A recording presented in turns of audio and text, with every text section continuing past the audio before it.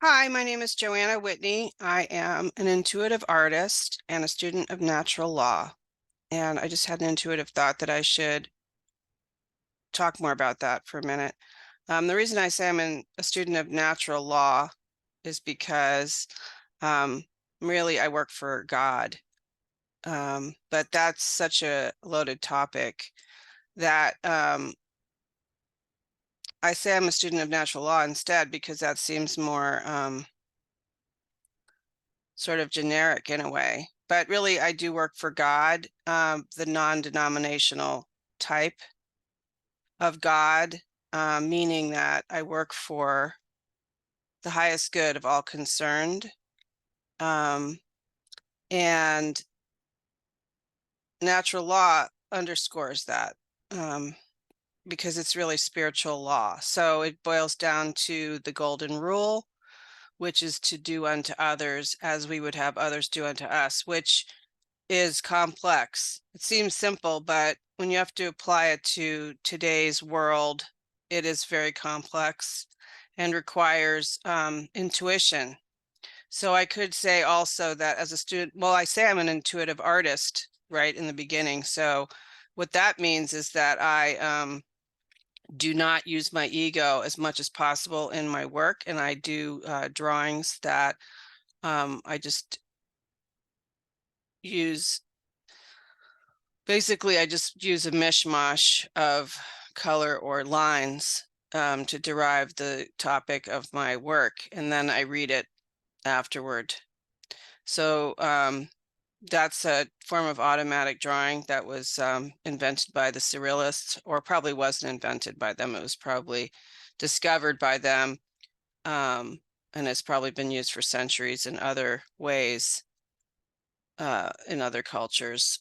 I just don't really know how to find out about that. But and so basically um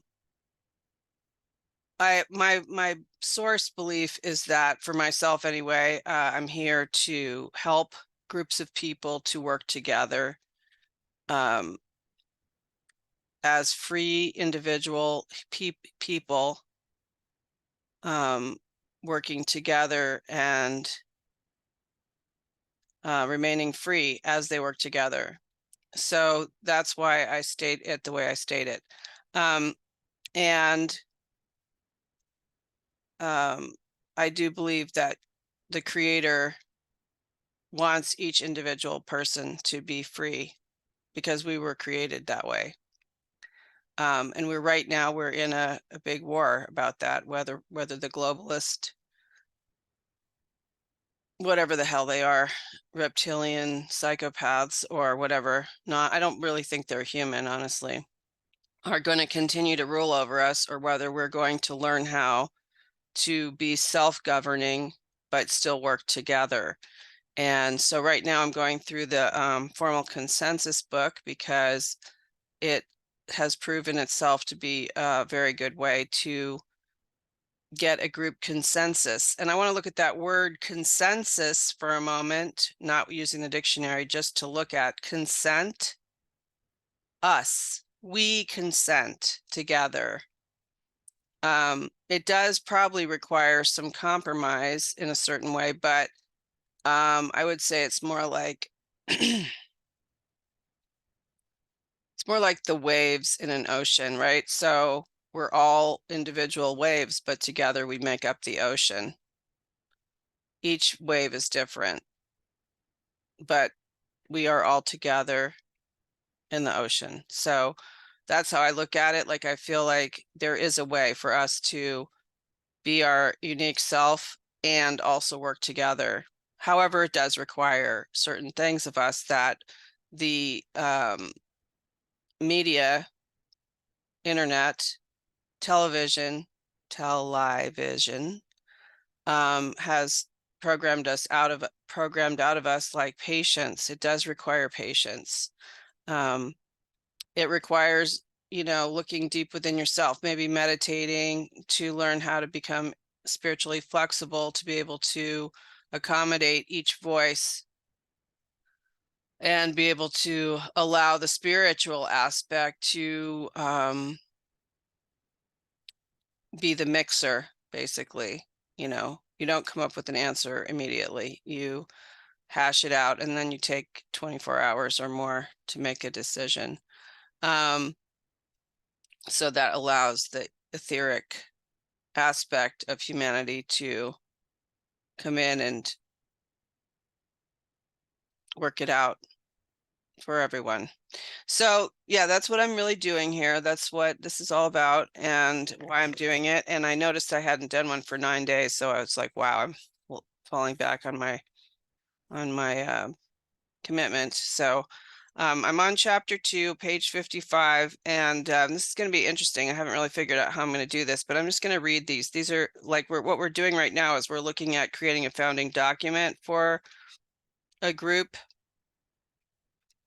And I just want to, point out, number one, how in-depth this actually is, and before we had the internet, some of us remember that time, things went a lot slower and we had a lot more time to do things, and it was easier to make commitments to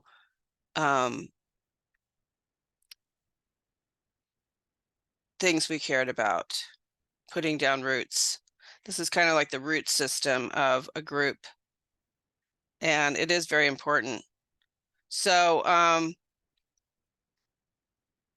they're giving us some founding documents here to peruse, and right now they're going to give us some principles to consider. And this is what it says. It says generic principles. The following is a list of words and phrases from the vision statement. Each needs to be defined in 2 or 3 paragraphs or more by the membership. This would be a living document, meaning the definitions would evolve over time to more accurately reflect the intent and consent of the group. So here come the principles, and there's a few here. 1 is common unity. The second one is faith in action. 3, sovereignty of the individual. 4, personal responsibility. 5, community. 6, collective. 7, committed. 8, open and honest communication. 9, create an open and safe environment. 10, conflict. 11, nonviolence. 12, the ability to resolve conflict without violence. 13, living simply. 14, non-possessive. 15, honest. 16, egalitarian. 17, relationships with consenting peers. 18, all students and teachers. 19, unconditional support to those dependent upon us. 20, stewards of the earth and all her relations.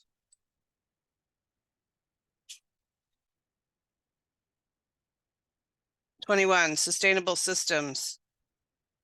22, social order based upon honesty and trust, nonviolence and self-empowerment, and equality and democracy. Yeah, I don't think, yeah, democracy, whatever. Like, this was written in 1987, I believe. So, all right, I'm going to just keep reading. And I've forgot my numbering system now. So the next one is an alternative society. Vision. Outbreak of peace. The hope and the future of society.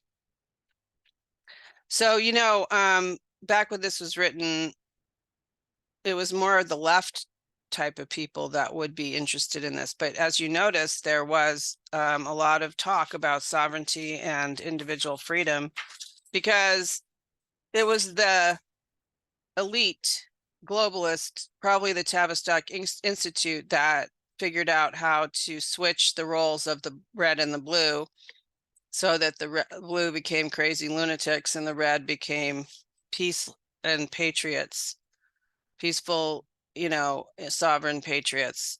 This is just, it's just marketing And I just want to, I mean, I see this a lot on our channels that people still believe in that system. I do not believe in that system anymore. I personally feel that it's two wings of the same bird, that there is an agenda that is at work that is probably the International Monetary Fund. And because of the, the Federal Reserve Act of 1933, when the United States of America was bankrupt and created the Social Security system to collateralize the human collateral of us here. That's when government probably is when it became corporations, maybe before that, but and so now it's run by that central banking system. It's no longer we vote anybody in. I don't think. I think they put people in. I think they're all related in the bloodlines. And so it's just, but a lot of people are still buy into that because it's safe to buy into that because you want, I guess we kind of freak out at the thought that we might have to rule ourselves, which we do. It's all an illusion. But back then, like in 1987, when this was copyrighted, I think it was 1987. I think we still thought everything was kind of okay. This is before 9/11, obviously, a few years. So, they still thought it was democracy that we were after. However, that's not true. Democracy is a precursor to socialism, we've discovered. Yeah, it says it's copyrighted 1987 to 2007. So, just don't throw the baby out with the bathwater, because these principles are ancient and have governed many peoples, like the Iroquois Confederacy. A lot of this stuff was taken from that, because the Native Americans, even though they didn't get along that well and they weren't united, they were united enough at the time to be able to work together. However, if they had been truly united, then we wouldn't have conquered them, unfortunately. So that shows this has been going on for a long time, that we've been trying to get along with each other and failing. And here we are again. So I guess what they're saying here in this statement is that each member of the group would need to define for themselves what common unity was, and then they would have to come together as a group and hash it out so that it was a living document. And you would need that. You would need that for whatever comes around down the pike, because there's always going to be some outside issue that people want to jump on board with, and the group has to be able to ask themselves and look at the original document to see if this newfangled idea is in alignment with the principles. And or to see if it's like a totally outside issue that has nothing to do with the original vision statement, and then therefore we shouldn't participate in it. That's really one of the main purposes of having these principles to begin with. And I'm speaking from experience, because I have been involved in a group of people that have a set of principles that are designed to keep the group unified and keep it strong through any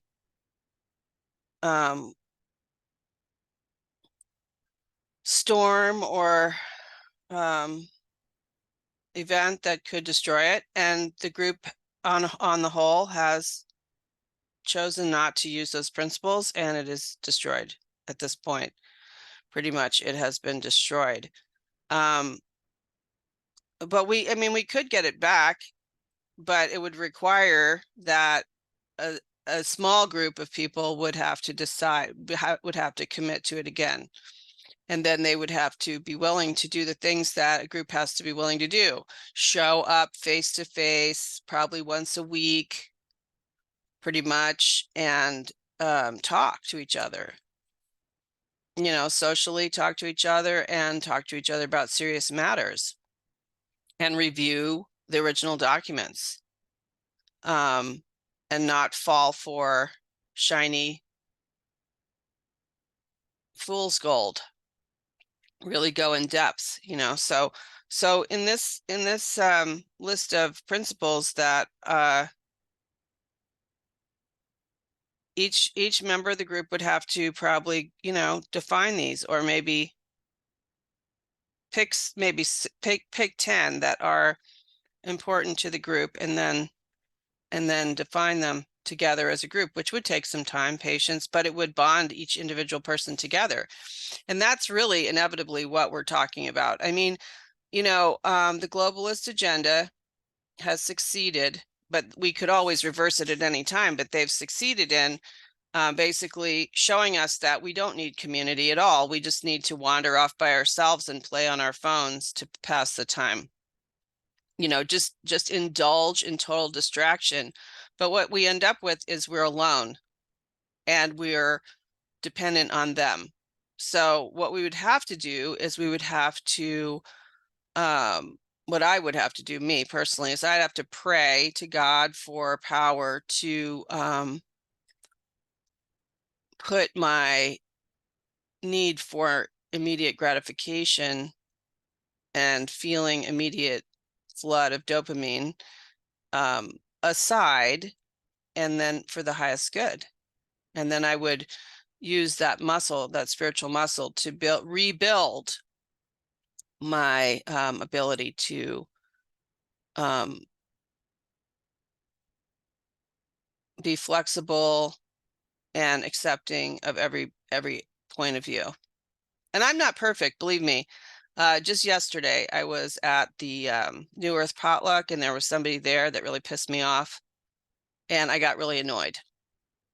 I hope I didn't let anybody know I was annoyed, but I had to take a deep breath and just pause and pray to God for patience, tolerance, kindliness, and love, and to not let that seep out. Because again, I'm extremely impatient in my astrology, and that's something I have to work at. I'm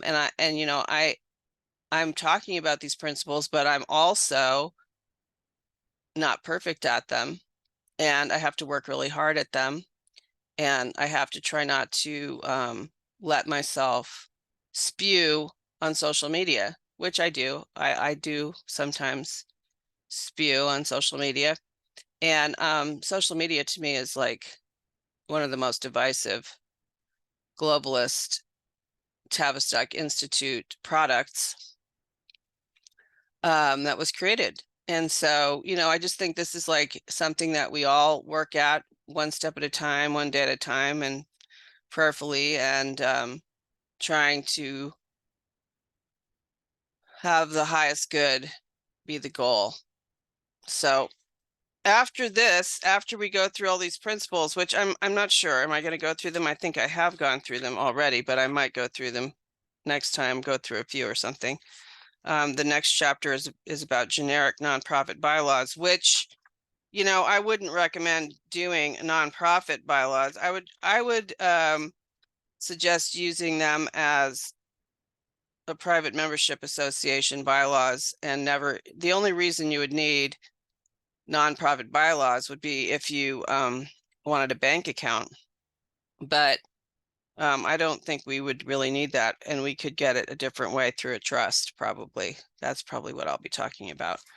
But so far, what we're doing is we're just pooling our money and dealing with stuff with each other personally. I think that's the best thing these days, just to try and fly under the radar as much as possible. Not make yourself into a group with a name that, we're the freedom lovers group. Well, that's going to be like, you're going to be a nail standing up then, because they're going to be looking for you. I mean, turn off your phones because they're listening. Talk to you next time.